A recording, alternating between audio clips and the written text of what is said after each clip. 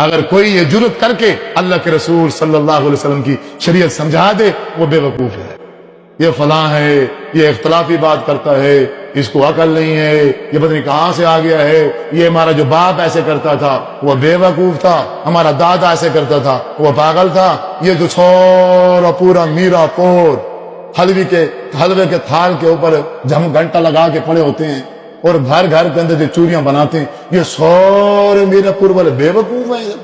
تو اکیلا سچا، تو اکیلا ٹھیک ہے، تیری نئی بات ہے، ہم نے تو آج تک نہیں سنی۔ سیم وہی کلمات ہیں، سیم وہی باتیں ہیں جو مشرکین مکہ اللہ کے رسول صلی اللہ علیہ وسلم کو جواب میں کہتے تھے، اور قرآن اس کا گواہ ہے، جگہ جگہ پر لکھا ہوا ہے کہ جب ان سے کہا جاتا اوے شریعت کی پیروی کرو، اس وحی کو مانو جو آسمان سے آئی ہے، اسی کے مطابق زندگی گزارو، آگے سے کہتے تھے اچھا باپ دادوں کو ہم نے جس طریقے پہ پایا ہے وہ چھوڑ دیں۔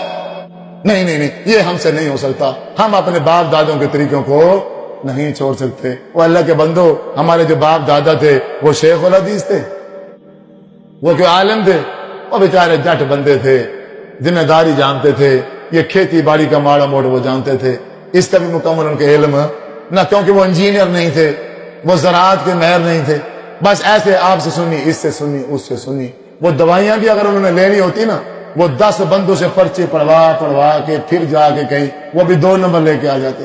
یہ تو حال ہے، اور آپ نے ساری شریعت اٹھا کے انہی بابوں کے سر پہ رکھ دی۔ میرا بھائی ہدایت کہاں سے آئے گی؟ یہ ہدایت اس قرآن مجید کو ترجمے سے پڑھو۔ میں اکثر اپنے خطبے کے آخر میں یہی بات کرتا ہوں، موضوع جو مرضی ہو، آخر میں یہی بات کرتا ہوں، یہ ہدایت ہے خالص، یہ کسی بابے کی کتاب نہیں۔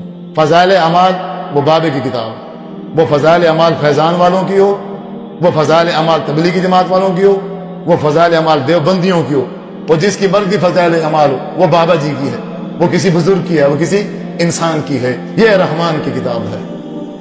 ذالک الکتاب لا ریب فیہ ھدی للمتقین، اس کی ہدایت میں کوئی شک نہیں۔ اس کو پڑھو ترجمے سے، جب آپ الحمد شریف سے لے کے والناس تک پہنچو گے تو انشاءاللہ ثم انشاءاللہ آپ، اس کا اعجاز یہ ہے، اس قرآن کا معجزہ یہ ہے کہ آپ ہدایت پر آ جاؤ گے، صراط مستقیم پر آ جاؤ گے، اور اس کے ساتھ ساتھ آپ حدیث کو اپنے ساتھ اٹیچ کر لو۔ کوئی حدیث کی کتاب موبائل میں ڈاؤن کر لو، اپنے پاس رکھ لو، اپنی گاڑی میں رکھ لو۔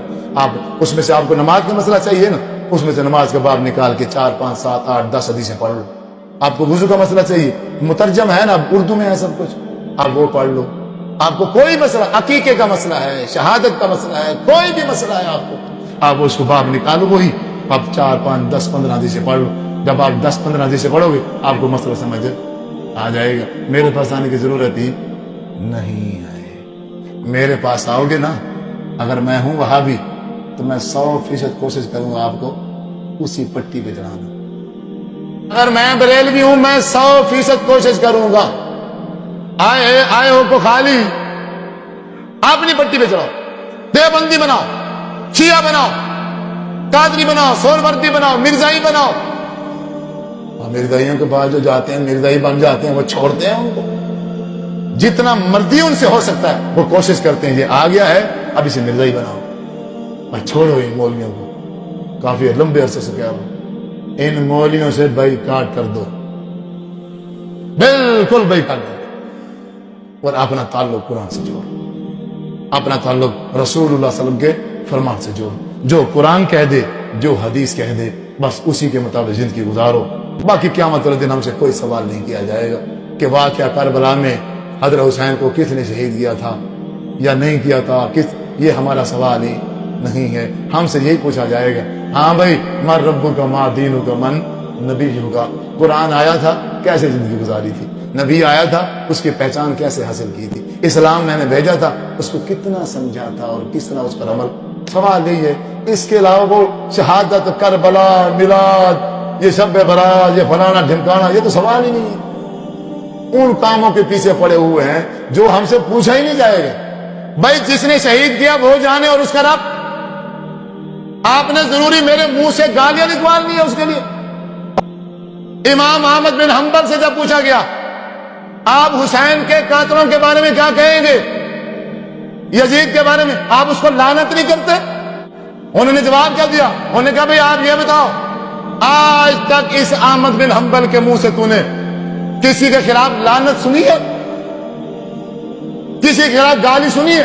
فرمایا نہیں، اس لیے میں کسی کو لعنت اور گالیاں نہیں دیتا، اللہ نے منع کر دیا ہے، کوئی بھی بندہ کسی کو گالی نہیں دے سکتا۔ جس نے وہ ملوث ہے، وہ میں نے قرآن سے ثابت کر دیا ہے، اگر وہ ملوث ہے وہ جہنم کا مستحق ہے، اس سے اور کیا؟ اس کی ماں بہن ایک کروں پھر مانو گے؟ یہ تو جہلوں کا کام ہے، ان پڑھوں کا کام ہے، گالیاں دینا، گالم گلوچ کرنا، کفر کے فتوے لگانا، لعنتیں بھیجتے رہنا، یہ ہمارا کام نہیں ہے، ہم کسی کو لعنت نہیں بھیج سکتے۔ تو ان تمام چیزوں سے آپ گریز کریں، جو حقائق ہے، جو حقیقت ہے، آپ نے آپ کی کوشش کریں، اس کی طرف آپ نے آپ کو میل کریں اور بالکل نیوٹرل ہو جائیں، کسی کے ساتھ اپنا کوئی تعلق نہ جوڑیں۔